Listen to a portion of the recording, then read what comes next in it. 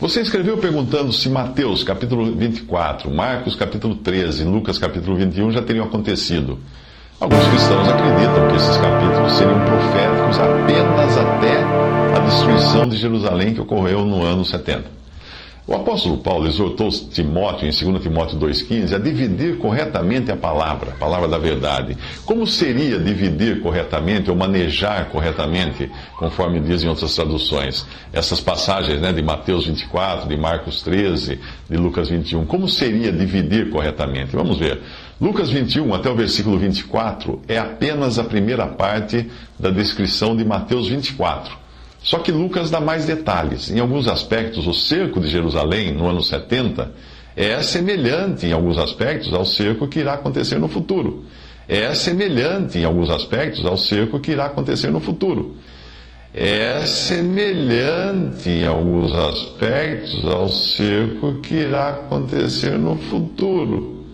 Se você quiser entender corretamente as passagens, vai precisar levar em conta que os discípulos perguntaram 3 coisas ao Senhor em Mateus 24, 3. Primeiro, eles perguntaram quando aconteceria a destruição do templo. Segundo, qual seria o sinal da vinda de Cristo? Terceiro, qual seria o final do fim dos tempos? Em algumas versões traz fim do mundo, mas o significado é fim da era, ou fim de uma era.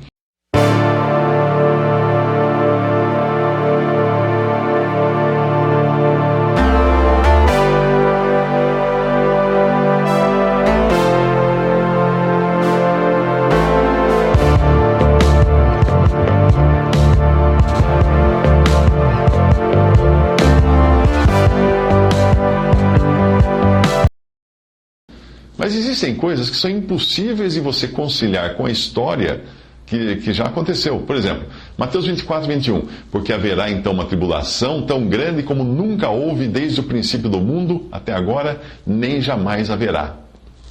Como que você vai conciliar isso? Se você falar assim, não, isso aí já aconteceu. Como que você vai conciliar isso? Se você falar assim, não, isso aí já aconteceu. Como que você vai conciliar isso?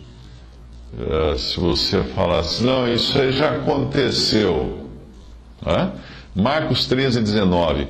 Porque naqueles dias haverá uma tribulação tal, qual nunca houve desde o princípio da criação, que Deus criou até agora, nem jamais haverá. Marcos 13, 24 a 26. Mas naqueles dias, depois daquela tribulação, ele está posicionando agora no tempo. O sol se escurecerá e a lua não dará sua luz, as estrelas cairão do céu, os poderes que estão no céu serão abalados, então verão vir o Filho do Homem nas nuvens com grande poder e glória.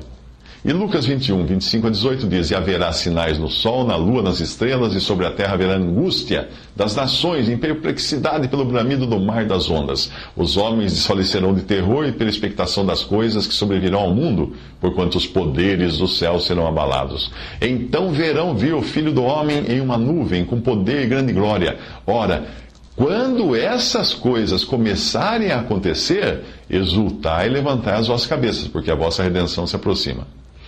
Como você pode ver, ainda não vimos acontecer essa tribulação sem paralelo. Como você pode ver, ainda não vimos acontecer essa tribulação sem paralelo. Como você pode ver, ainda não vimos acontecer essa tribulação sem paralelo no mundo. Não vimos ainda. Algo mais terrível do que o dilúvio, do que as 2 guerras mundiais. Não vimos, não existe, não tem isso na história, no mundo. Não vimos ainda. Algo mais terrível do que o dilúvio, do que as 2 guerras mundiais. Não vimos, não existe, não tem isso na história. Nós também não vimos ainda o sol se escurecer e a lua não dar sua luz. Nós não vimos ainda as estrelas caindo, os poderes do céu sendo abalados. Nós também não vimos os homens desfalecendo de terror. Portanto, tudo isso ainda é futuro. Portanto, tudo isso ainda é futuro. Portanto, tudo isso ainda é futuro.